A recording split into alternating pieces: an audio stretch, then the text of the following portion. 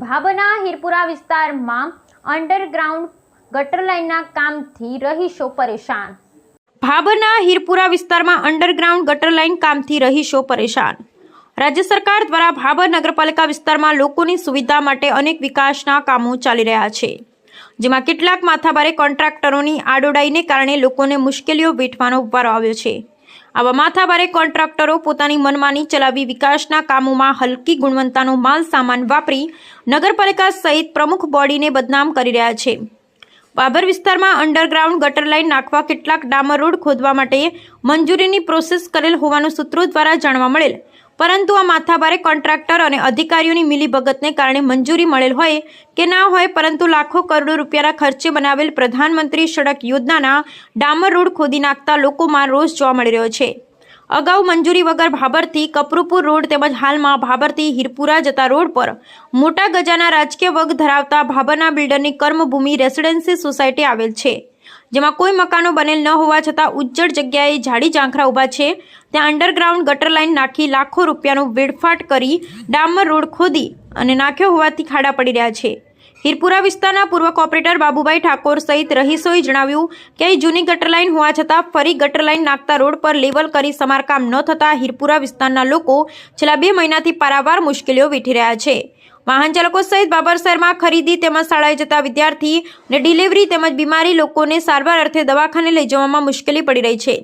જ્યારે ચૂંટણી હોય ત્યારે આગેવાનો વોટ લેવા દોડી આવે છે, પણ આજ દિન સુધી અમારા વિસ્તારમાં વિકાસના કામો થયેલ નથી। સત્વરે રોડનું રિપેરિંગ કામ કરવામાં આવે તેવી માંગ કરી હતી। અત્રે ઉલ્લેખનીય છે કે આ ડામર રોડ ખોદવાની મંજૂરી મળેલ નથી, જેથી કોન્ટ્રાક્ટર સામે કાયદાકીય કાર્યવાહી કરી રોડ ફરી કરવામાં આવે તેવી લોકોની માંગ ઉઠવા પામી છે। અહેવાલ ગોપાલ કે પૂજારા, ભાભર, બનાસકાંઠા।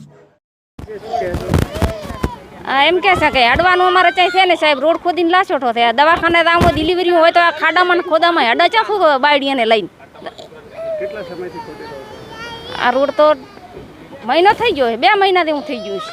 હા, તમે રજૂઆત કરી છે પાલિકાવાળા ક્યાં સુધી? હા કરી છે ને કે હા। શું નામ તમારું? મારું નામ દરિયાબેન। આ રોડ માથે વળી ચમ મોડા વહેલું જવું હોય તો અમારે શું ચમ કરીને જવું? હેઠ તો કે ડિલિવરીને તેડી ના જવું, છોકરા તારી ઝાડા ઉલટીયું ઘડીક વારમાં રાતના ચેટલા પેટમાં દુખે છે, પટના લઈને જવું, અમારે રોડ તોડીને લાસી આલ્યો। કેટલા સમયથી તોડી? આ તો મહિના 2 મહિનાથી તોડીને લાસી આલ્યો છે, નથી 2 મહિનાથી સાંટ પાણી છોડતા કે ને કાંઈ ને હાળિયા તરફડીને મરે રહ્યા, ઘરની હાથું તરફડીને મરે રહી, તો સીપટનું પાણી અમે ક્યાંથી લાવીને પીવા નકામી? હવે બધા હીરપુર આખું ઉખડીને ક્યાંક જતા રહ્યા। શું નામ તમારું? હંસાબેન। અમારા રોડ તોડી લાખ્યો છે, અમે હાથે માથે દવાખાને છો લઈને જાઓ, અમારે કંઈ હાડવા દવરાતો નથી। ડિલિવરીનો કેસ હોય તો અમે છે મહાણિયામાં ફરીને જાશું, તો અમારે ભાઈ કોઈ માદી થઈ જાય તો અમે શું કરવાનું? સરકાર અમને કંઈ આલશે રૂપિયા હાથે કરવા? તો અમારે શું કરવું?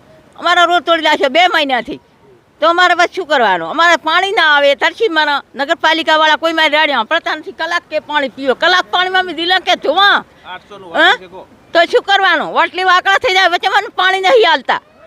હા, ખાડા થાય પાણી છોડે, અમારે કોઈ દિલવું કે ધોવું કરો, ધોવું કે ચમચમ કરવો ને હાલ રોડ અમારે તાત્કાલિક હોય। અમારે હાથામાંથી દિલ્હીનો કેસ હોય તો અમે ચાલીને જાઓ, હેડતા અમે બહીને 4 ઠઠડા મહાણિયામ લઈને અમારે હેડવું પડે છે, તો અમારે રોડ તાત્કાલિક થવો જોઈએ, અમારી એવી મન છે। શું નામ તમારું? મારું નામ ગંગાબેન। મારું નામ ઠાકોર ચનાજી ભાવાજી, હું રહું છું હીરપુરા।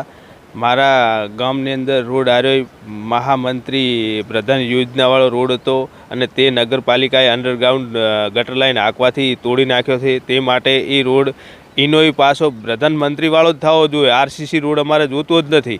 અને કર્મભૂમિ હારી કોઈ રહેવા પણ હજી આવ્યું નથી, ત્યાં આગળ ગટર લાઇન અંડરગ્રાઉન્ડ નાખી દીધી। અમારા ગામની અંદર ગટર લાઇનની અંદર 2 ઠકાણે ગાબડા પડેલ છે, તૂટલ છે, તો પણ હરખી નહીં કરી હાલતા, અને અહીં નવી લાઇન હાલ દીધી। તો શું અમે ગામવાળા અમે એને વોટ નથી હાલતા? અમારા 800નું તો વોટિંગ છે, અને તે છતાં અમારે આ સમસ્યા દાડે પાડે વધતી જાય છે, એનું કોઈ ઉકેલ નહીં થતો। એનું કારણ શું? મેન અમે એમ કહે છે કે આવી રીત કરો તો એવી રીત કરવા તૈયાર છીએ ગામવાસીઓ। અમારો કોઈ ઘરવેરો કે કોઈ જાતનું બાકી નહીં, ભરેલું છે બધુંય, તો અમારા ગામમાં વિકાસ નહીં થતો। આનું માન્ય કારણ કહો અમને।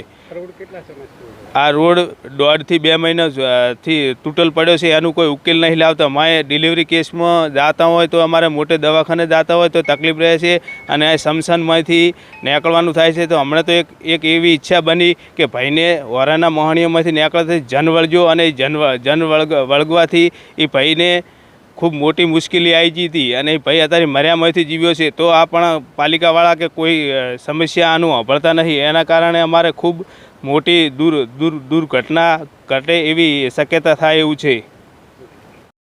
આ રોડ લીધો છે ને કામ ઝડપી કર્યો ને તો અમારે સારું હતું એમ. કેટલા સમયથી આ 1.5 મહિનાથી હું થઈ ગયું. આ રેતને વસમાં ગણો ને વસ્તીને હેડવાની તકલીફ ખૂબ પડતી હતી, અને દવાખાને જાવ ને તો બૈરાને ખૂબ તકલીફ પડતી હતી, અને નિહાળીયાને ખૂબ તકલીફ પડે છે.